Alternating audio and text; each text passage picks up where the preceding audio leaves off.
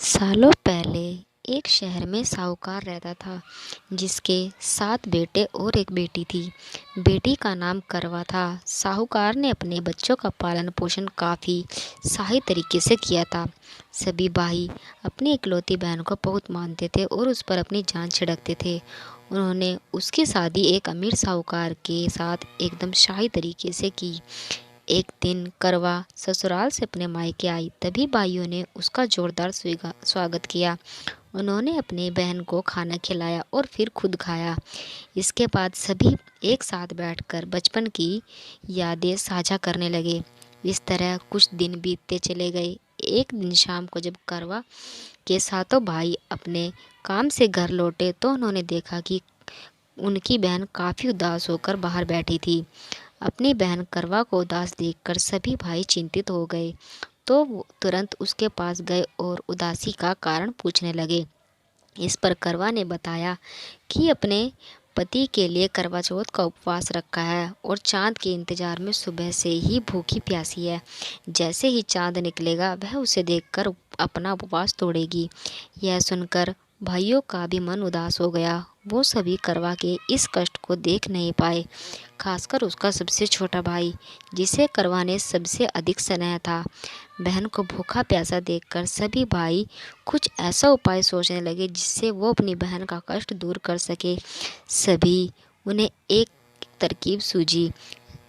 सभी भाई तुरंत एक पीपल के बड़े से पेड़ के पास पहुँचे। उनमें से सबसे छोटा भाई एक जलता हुआ दीपक लेकर उस पेड़ पर चढ़ गया और उसे एक दूर से छलनी में रखकर वहीं छोड़ दिया। इसके बाद पूरे गांव में हल्ला हो गया कि चांद निकल आया। करवा भी उस जलते दीपक को चांद समझ बैठी और जल्दी से पूजा पूरी कर अपना उपवास खत्म करने के लिए बैठ गई। जैसे ही उसने खाने का पहला निवाला उठाया, उसकी नज़र भोजन में पड़े बाल पर पड़ी। उसने तुरंत उस निवाले को अपने प्लेट से निकालकर दूसरी तरफ रख दिया। इसके बाद उसने दूसरा निवाला अपने मुंह में डाला, तभी उसके दांतों से एक कंकड़ आ फंसा। उसने झटपट उस निवालों को भी प्लेट से हटा दिया। इसके बाद उसने तीसरा निवाला अपने मुंह में रखा कि तभी उसे एक बुरी खबर मिली। करवा को पता चला कि उसके पति की मृत्यु हो गई। यह सुनते ही करवा पूरी तरह से टूट गई और जोर जोर से रोने लगी। कुछ समय बीतने के बाद उसे अपने पति के मृत्यु की सच्चाई का पता चला। उसे जानकारी मिली कि उसके भाइयों के कारण उसने दीपक को चांद समझ लिया था और अपना उपवास खत्म कर दिया था। इस वजह से देवता नाराज हो गए और उसके पति को मृत्युदंड की सजा सुनाई। सच्चाई का पता चलने के बाद करवा ने अपने पति का अंतिम संस्कार नहीं करने का प्रण लिया। देखते ही देखते 1 साल बीत गया।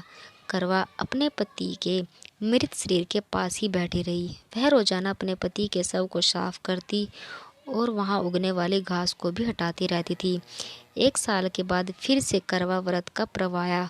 हमेशा की तरह सभी महिलाएं इस व्रत को अपने करने के लिए एक साथ जुटी, जिसमें उसकी सातों भाभी भी थी। शाम के समय पूजा समाप्त करने के बाद जब करवा की सभी भाभी उसके पास पहुंची तो उन्होंने करवा को आशीर्वाद मांगने को कहा। इस पर करवा ने सभी से एक एक करके अपने पति को जीवित करने का वरदान मांगा। करवा की यह मांग उसकी भाभी पूरी नहीं कर सकती थी। उन्होंने करवा को समझाया भी, लेकिन वह नहीं मानी।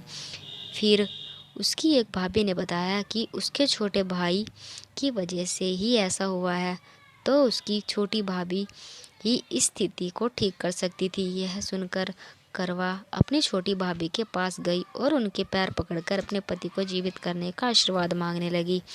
पहले तो उसकी छोटी भाभी ने बहुत टाला, लेकिन अंत में उसकी छोटी भाभी ने अपनी तर्जनी उंगली को काटकर उसमें से अमृत की एक बूंद करवा के मृत पति के ऊपर डाल दी। जैसे ही अमृत की बूंद उसके ऊपर गिरी, वह जिंदा हो गया और जय श्री गणेश के नारे लगाने पड़े।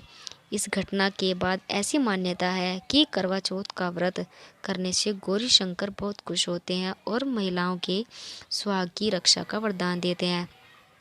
इस कहानी से यह सीख मिलती है कि इंसान को हमेशा सच्ची भक्ति से पूजा पाठ करनी चाहिए। अगर इसमें किसी प्रकार की कमी रहती है तो उसके परिणाम बुरे भुगतने पड़ते हैं।